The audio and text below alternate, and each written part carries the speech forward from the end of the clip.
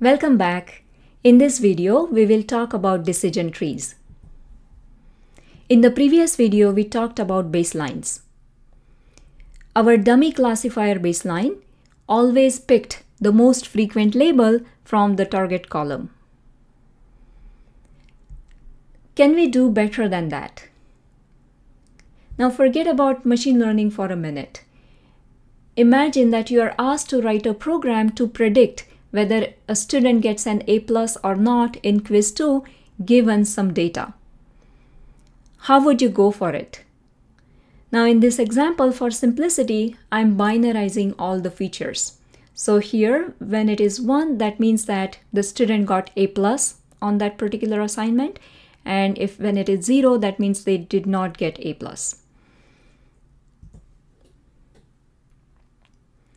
One simple way to write a program for this would be looking for patterns in our data. For example, you might start looking at the first example and you would see that, okay, this student is attending classes and their quiz 1 grade is A+.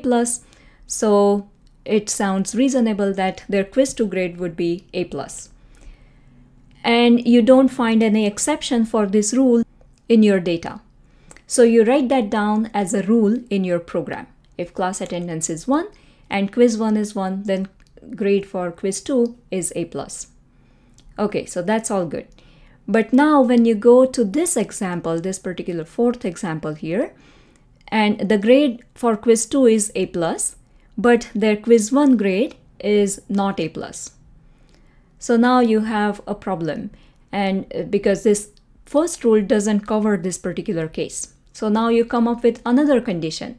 You say that if the student is attending all the classes and their lab 3 and lab 4 grades are A+, then their quiz 2 grade is A+. So that's good.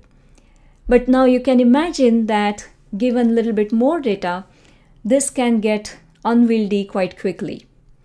Right now we have 7 different variables, that is 7 different features, and each feature is binary. It can have 2 values, 0 or 1. So the number of possible examples here would be 2 to the 7. So this approach gets unwieldy quite quickly.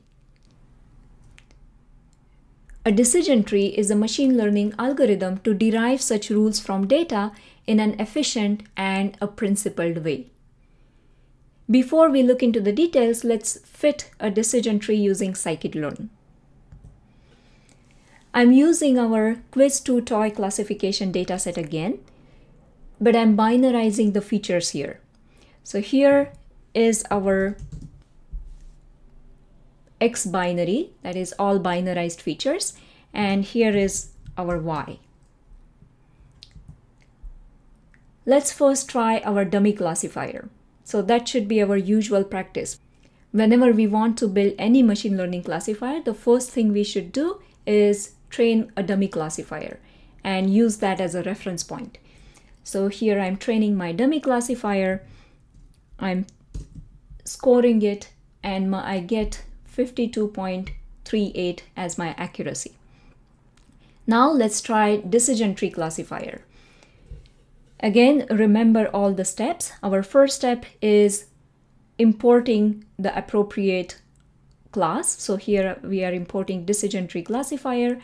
Then we are building the class object. This is our model.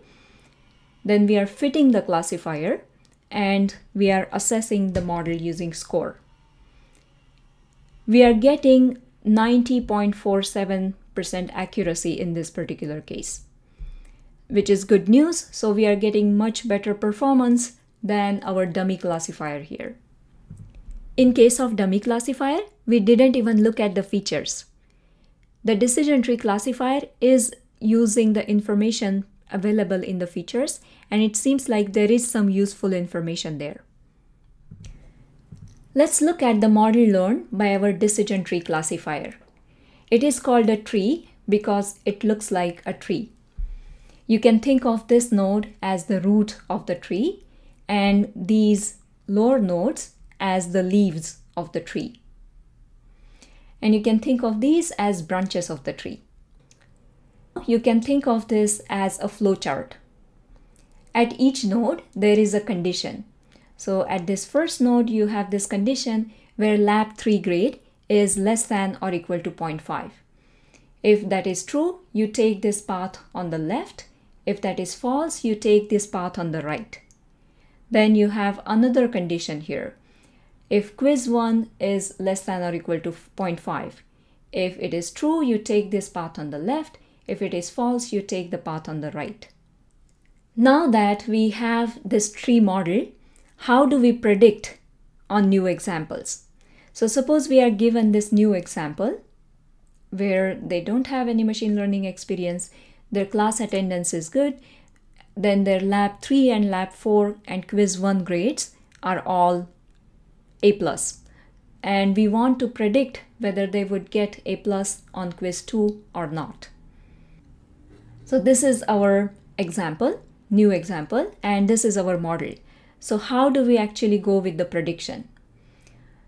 We start from the root node and then we look at this condition. So first condition here is lab 3 grade is less than or equal to 0.5. Is that true in our example? No, it is false. Their lab 3 grade is 1. So we take this path on the right. Then our second condition is whether lab 2 grade is less than or equal to 0.5. Is that true? Yes, it is true. Their lab 2 grade is 0.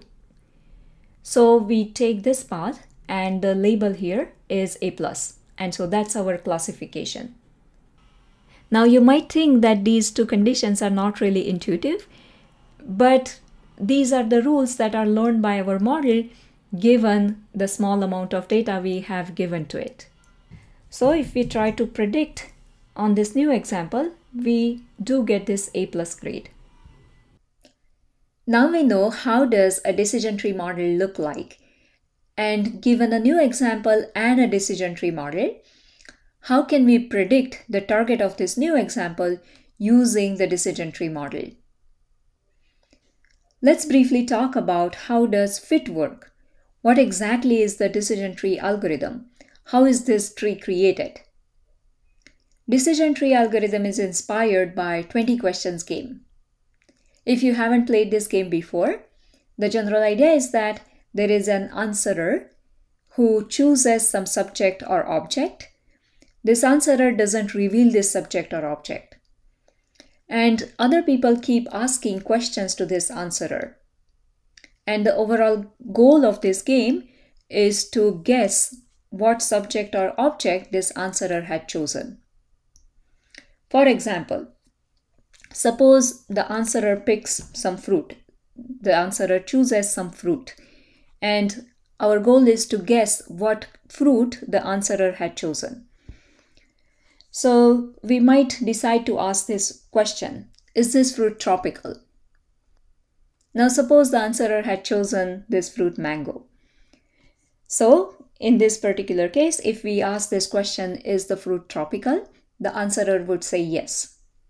Then we kind of know that this is the path that we want to take, and we narrow down our scope. Now the next question we decide to ask is, does it have a pit? Now since mango has a pit, the answerer says yes again. And then we guess this mango. So we guess the fruit is mango. So basically what we do is that at each node in this tree, we are asking a question and we narrow down the scope until we reach this point where there is only one possible answer. And how do we decide that there is just one possible answer at a certain point? In decision tree algorithm, we are given some data. So based on our data, we decide that, okay, at this particular point, there is only one possible answer, and that's my leaf node, and that's the correct answer. So at each node in the decision tree, the algorithm decides what question to ask at that particular node. And it asks these questions using features and thresholds associated with features. So at each node, the algorithm decides which features are most useful for classification at that point. For example, in this tree which we saw before, at the root node, the algorithm decides to ask this question on lab 3 feature. And the question is whether lab 3 grade is less than or equal to 0.5. If this is true, we take this path on the left. If this is false, we take the path on the right.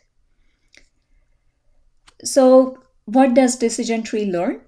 At each node, it learns what feature to use, what is the most important or best feature at that particular node, and what threshold for that feature should we use. Now, features can be binary, categorical, or continuous. In this particular case, our features are binary, and that's why all our thresholds are 0.5. Okay? If the features are continuous, then we have more choice for the thresholds. Okay, so overall the point is that at each node, the decision tree learns what feature to use, what's the best feature at that point in the tree, and what threshold to use. And it picks these features and thresholds so that we narrow down the scope. Our overall goal is to arrive at the right answer soon. And that's because of that, we kind of want to reduce impurity at each node. Now, there are multiple ways to reduce this impurity or minimize this impurity. Some common criteria are information gain, cross entropy, and Gini index. Scikit-learn by default uses something called Gini index. Now, we are not going into the details about these criteria, but if you are interested, you're welcome to read the documentation. Okay. Now, before we were working with decision tree with binary features, but the features, they don't have to be binary. So this is our original data set with continuous features. And I just want to show you that if we build a decision tree, it still works with this continuous data. So now instead of having these thresholds of 0.5, now we have different thresholds here. The first question here is whether lab 3 is less than or equal to 83.5. Decision trees can also be used for regression problems. Instead of using Gini index to pick the best attribute or best feature at each node, we use some other criteria. A common criteria is called mean squared error or MSE. We are not going into the details about MSE right now, but we will talk about it in later videos. Here I just want to show you quickly that you can use decision trees on regression problems. Here are our true quiz 2 grades, and these are predictions given by our model.